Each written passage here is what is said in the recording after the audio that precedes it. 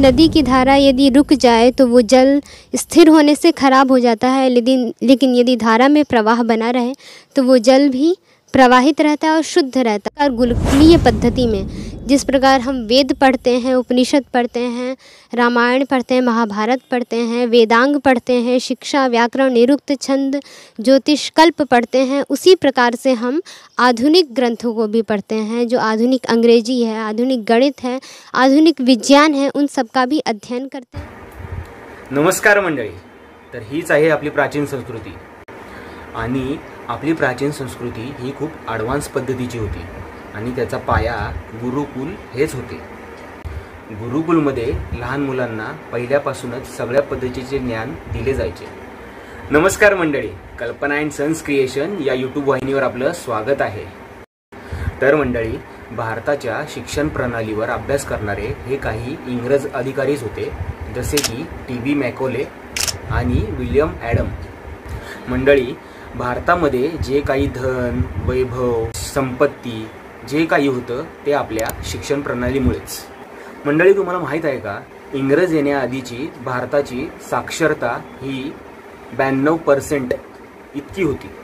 म्हणजेच जवळजवळ पूर्ण भारत हा साक्षर होता, शिकलेला होता।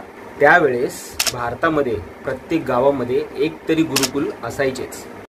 सगळ्यात मोठे गुरुकुल हे 20,000 विद्यार्थी आणि छोटे गुरुकुल हे 200 विद्यार्थी असे होते। म्हणजेच बघा त्यावेळेस किती मोठे गुरुकुल असतील आणि किती भव्य असतील। आणि भारतातल्या सगळ्या गुरुकुलमध्ये मॉनिटरियल एज्युकेशन होते। तर मित्रांनो, मॉनिटरियल एज्युकेशन म्हणजे शिक्षकांनी 50 विद्यार्थ्यांना शिकवलं तर ते 50 विद्यार्थी त्यांच्या खालच्या विद्यार्थ्यांना शिकवणार आणि परत ते त्यांच्या नंतरच्या विद्यार्थ्यांना शिकवणार, असे सगळे गुरुकुल चालत होते। आणि तसेच गुरुकुलमध्ये शिक्षणासाठी पुरुषांपेक्षा महिलांची संख्या ही जास्त होती। 58% मुली होत्या तर 42% ही मुलं होती। आणि जेव्हा 1881 मध्ये इंग्रजांनी पहिली जनगणना केली तेव्हा पुरुषांपेक्षा महिलांची संख्या ही अधिक निघाली। तसेच गुरुकुलमध्ये शिकवणाऱ्या शिक्षकांसाठी सुद्धा उच्च प्रतीचे ट्रेनिंग सेंटर बनवण्यात आले होते।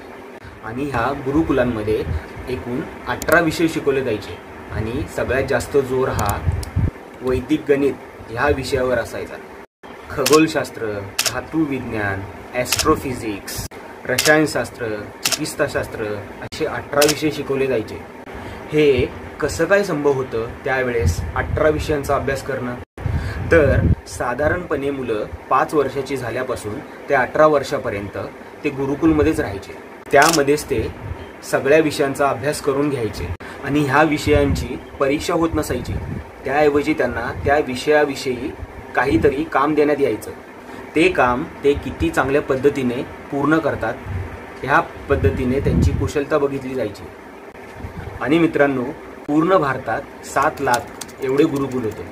काही गुरुकुल हे रेसिडेन्शियल होते, म्हणजेच त्यामध्ये मुलांना राहण्याची आणि खाण्याची सोय होती। तर काही डे गुरुकुल सारखे चालायचे, म्हणजे संध्याकाळी घरी। त्यावेळी भारतातल्या मुलांना शिक्षा आणि विद्या हे शिकवले जायचे। विद्या हे आध्यात्मिक गोष्टी, धर्म, अधर्म, विवेक, आत्मा, परमात्मा, ज्ञान, अज्ञान, श्रेय, अश्रेय ह्या सगळ्या गोष्टी शिकवणारी म्हणजे विद्या। आपण कसं यावेळेस कॉमर्स, आर्ट्स ह्या सगळ्या गोष्टींचा अभ्यास करतो, म्हणजे ह्या सगळ्या शिक्षा आहेत। आणि विद्या ही नेहमी शिक्षेपेक्षा जास्त उच्च मानली जायची। म्हणून भारतातील व गुरुकुलमधील मुले स्वतःला विद्यार्थी म्हणून घ्यायला पसंत करायचे, शिक्षार्थी कोण बोलत नव्हते। तर मंडळी, इंग्रज येण्याआधी भारतामध्ये हायर स्टडी सेंटर हे 5,800 एवढे होते। तर मंडळी, हायर स्टडी सेंटर म्हणजे विश्वविद्यालय, जिथे दुनियाभरची मुलं शिक्षण घेण्यासाठी भारतामध्ये यायचे। आणि मित्रांनो, हे हायर स्टडी सेंटर हे कोणत्याही एका विषयामध्ये पारंगत असायचे। तर मित्रांनो, एक्झाम्पल सांगायचं झालं तर अमरावती विश्वविद्यालय हे धातू विज्ञान म्हणजे मेटलर्जी यासाठी प्रसिद्ध होते। मंडळी, धातू विज्ञान हे बऱ्याच प्रकारचे असेल, जसे की कच्च्या लोखंडापासून पोलाद बनवणे, तसेच जमिनीमधून लोखंड, तांबे, सोने, चांदी हे सगळे निघतं, याचं एक्स्ट्रॅक्शन कसं करायचं हे शिकवणारे सगळे स्टडीज तिथे व्हायचे. तसेच मंडळी अजून एक विश्वविद्यालय होते, ते म्हणजे कांगडा विश्वविद्यालय, आणि ते हिमाचल येथे होते.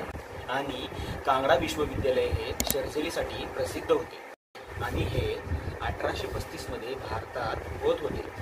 म्हणजेच आपली भारतीय प्राचीन संस्कृती आणि शिक्षण पद्धती ही खूपच ॲडव्हान्स पद्धतीची होती. तसेच तेथील गुरुकुलांमध्ये बऱ्याच गोष्टी शिकवतात.